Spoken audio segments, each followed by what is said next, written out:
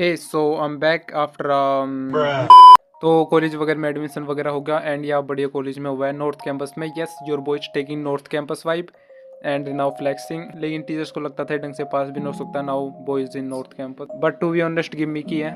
जब जाओ तब पता चलता है रियलिटी वैसे, पर उसके बारे में बाद में बताऊंगा। तो सबसे पहले बात कर लेते हैं CUET की। तो पहले तुम्हारा मेरिट बेस पे होता था, अब तुम्हें एंट्रेंस टेस्ट देना पड़ता है एंड उसके अगर तुम्हें ट्विटर पे ट्रेंड करता हो दिख गया हो। एंड येस एक और नई चीज़ थी जो इस साल आई और न्यू एजुकेशन पॉलिसी भी इसी साल आई।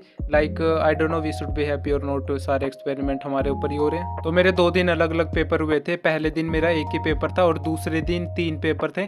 तो दूसरे दिन मैं जिसके साथ में बैठा हुआ था ना, उसके उसी दिन सारे के सारे पेपर थे और उसको ये नहीं पता था कि उसके सारे पेपर उसी दिन है। मैंने उसके एडमिट कार्ड में देख के उसको बताया कि भाई तेरे तो चारों पेपर आज ही हैं। तो जो मेरा पहले दिन पेपर था ना भाई, इतना बेकार सेंटर था ना, और वहाँ पे तो लड़कों के कंप्यूटर बंद हो गए थे लिटरली। और दूसरे दिन जहाँ मेरा पेपर था वहाँ के तो सर्वर लैग हो गए, क्वेश्चन ही शो नहीं कर रहे थे। तो सबसे पहले दिन के एक्सपीरियंस की बात कर लेते हैं। तो एग्ज़ाम सेंटर काफ़ी दूर था घर से, तो हम काफ़ी जल्दी निकल गए थे। और उसके बाद जब हम वहाँ पे पहुँचे ना, तो लिटरली वी वर लाइक कि भाई सेंटर कहाँ पर है।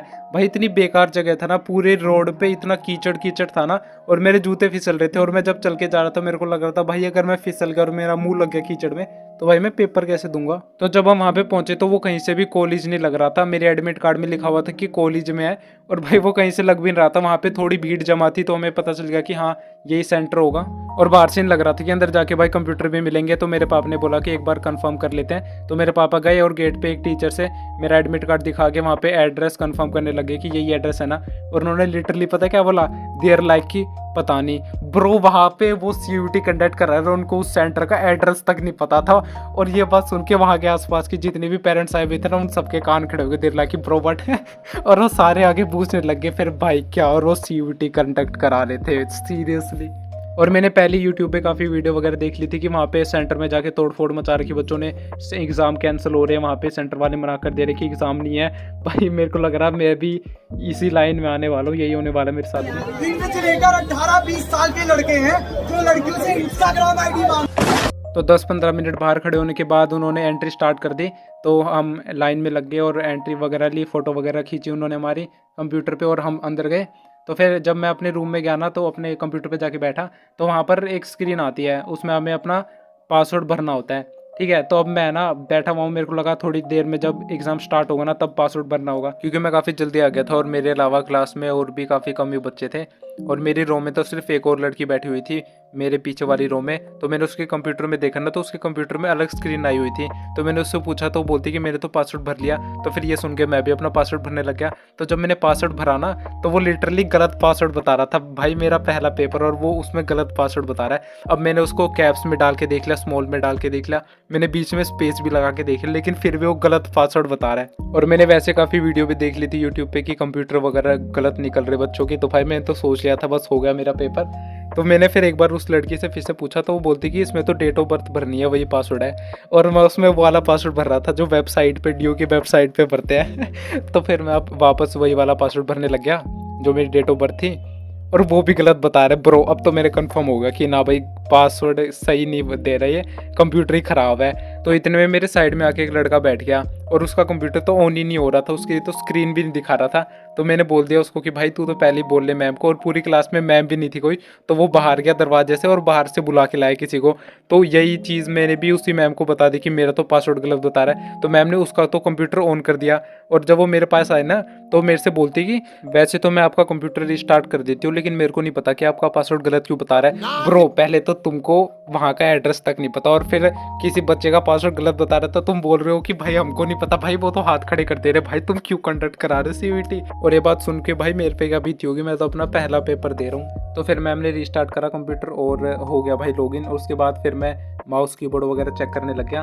तो इतने में पेपर स्टार्ट होने वाला था। मैम ने बताया कि 10 मिनट में पेपर स्टार्ट हो जाएगा। फिर जब पेपर स्टार्ट हुआ ना, जब हम आधा पेपर तक पहुंचे और उसके बाद ना 2-3 बच्चों के ना कंप्यूटर बंद हो गए भाई क्लास में। और साइड से एक बच्चा चिल्ला रहा है, मैम मेरा कंप्यूटर बंद हो गया। और पूरी क्लास में मैम है ही नहीं, वो चिल्ला रहा है ताकि बाहर तक आवाज़ जाए और कोई बाहर से आए। इतने में भाई मेरी आंखें बिल्कुल पेपर पे ही है, मैं देख नहीं रहा उधर, लेकिन भाई साइड से आवाज़ सुनाई दे रही है। और मैं इधर बैठा बैठा सोच रहा हूँ भाई मैं अपना पेपर जल्दी कर लेता हूँ, कहीं मेरा बंद हो गया तो मैं क्या करूँगा। भाई इतना टॉक्सिक सीन हो गया था ना। और थोड़ी देर बाद आ रही वो ठीक करने के लिए कंप्यूटर, इतने में बच्चा खड़ा है कंप्यूटर के साइड में अपने। भाई उसका तो नुकसान हो गया, उसका तो टाइम निकल गया, वो टाइम मिलने नहीं वाला उसको वापस। तो भाई ऐसे ही पेपर हुए CUET के तो। और ऐसे ही कुछ मेरे दूसरे सेंटर पे भी हुआ। तो जब दूसरे दिन मैं पेपर देने गया ना तो था तो काफ़ी अच्छी जगह और कंप्यूटर वगैरह भी काफ़ी सही थे उनके, लेकिन शायद इतने ज़्यादा बच्चे एक साथ पेपर दे रहे थे तो भाई उनके सर्वर लैग कर रहे। तो पता है क्या हो रहा था कि क्वेश्चन शो नहीं कर रहे लेकिन टाइम चल रहा है, ऊपर राइट में टाइम आ रहा है और वो कम होता जा रहा है। टाइम नहीं रुक रहा लेकिन क्वेश्चन ही शो नहीं कर रहे और सारे बच्चे बैठे हुए। तो भाई 5-7 मिनट के बाद क्वेश्चन शो कर रहे हैं भाई, इतने में तो वो टाइम निकल गया ना, वो टाइम वापस देने नहीं वाले। तो भाई मतलब ओवरऑल एक्सपेरिमेंट ही हुआ हमारे ऊपर। अगले साल में भी उनकी फैसिलिटीज़ बेटर हो जाए, लेकिन हमारे ऊपर तो टेस्टिंग कर ही ली इन्होंने। तो सारे पेपर तो मैंने टाइम से पहले ही कर लिए थे, लेकिन अकाउंट्स का पेपर नहीं हो पाया था मेरे से और कई क्वेश्चन रह भी गए थे मेरे उसमें। लेकिन जब मैंने बिजनेस स्टडीज़ का टाइम से पहले ही कर लिया था ना, तो मैं एक बार पीछे जाके अपने सारे क्वेश्चन वापस चेक करने लग गया। तो मैं क्या देखता हूँ, जिस सही आंसर पे मैंने टिक कर रखा था जब मैं उस पर वापस आता हूँ ना, तो भाई वो गलत आंसर पे टिक हुआ हुआ है ऑटोमेटिकली। और अब मैं सोच रहा हूँ भाई ये तो मैं इस पे वापस आ गया और मैंने ये चेक कर लिया। लेकिन ऐसे ही और कितने क्वेश्चंस के साथ हुआ होगा और बाकी सब्जेक्ट में भी हुआ होगा जिसमें मैंने चेक नहीं करा। भाई मतलब तुम सबसे बड़ा एंट्रेंस एग्जाम कंडक्ट करा रहे हो और बच्चों के फ्यूचर के साथ कितनी स्मूथली खेल रहे हो भाई। लेट्स गो भाई, लेट्स गो। तो ओवरऑल मेरे सारे एग्ज़ाम्स तो अच्छे गए थे, लेकिन मैंने अपने आंखों के सामने ही काफ़ी सारे बच्चों के एग्ज़ाम ख़राब होते देखे और न जाने कितने ही औरों के भी हुए होंगे। तो वो चीज़ तो बेबैक नहीं हो सकती। और NTA ने खैर सारे एक्सपेरिमेंट हमारे ऊपर ही हुए, तो उन्होंने सोचा ये भी इन्हीं के ऊपर कर लेते हैं। आने वाले आगे बच्चे जो ये एग्ज़ाम देने वाले हैं उन्हें हमारे पैर पड़ने चाहिए, क्योंकि हमारी वजह से उन्हें आगे जाके बेटर फैसिलिटीज़ मिलने वाली है। लेकिन एक बच्चा पहले 12वीं में 2 पेपर देता है, टर्म 1 टर्म 2, फिर वो 12वीं पास करता है और उसके बाद फिर भी उसे CUET देना पड़ता है। और उसके बाद भी जब वो एग्ज़ाम सेंटर पहुंचता है, पेपर देता है, उसका कंप्यूटर बंद हो जाता है। भाई मुझे नहीं पता वो चीज़ रियल लाइफ में देखना, और अगर कहीं वो चीज़ मेरे साथ हो जाती तो मुझे नहीं पता भाई मैं कैसे रिएक्ट करता। मेरा तो दिमाग ख़राब हो जाता भाई। मतलब अगर तुम अभी तक देख रहे हो तो चैंपियंस ही देखते हैं यार लास्ट तक, और सब्सक्राइब कर देना। यस हम 1K तक पहुंचने वाले हैं। दैट इज़ एब्सोल्युटली ऑसम भाई, लेट्स गो। और भाई मैंने ये वीडियो मोस्टली बस में बैठ के एडिट करी है, तो ये मत बोलना भाई बहुत लेट वीडियो आ रही है। भाई मेरे को पता है, देखो ओके उस बारे में बात नहीं करेंगे।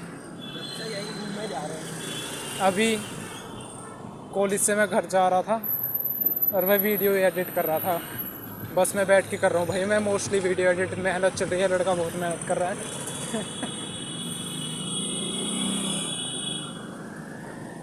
और हाँ भाई प्रैक्टिकल वगैरह पहले मुंह पे मार दिए कॉलेज वालों ने।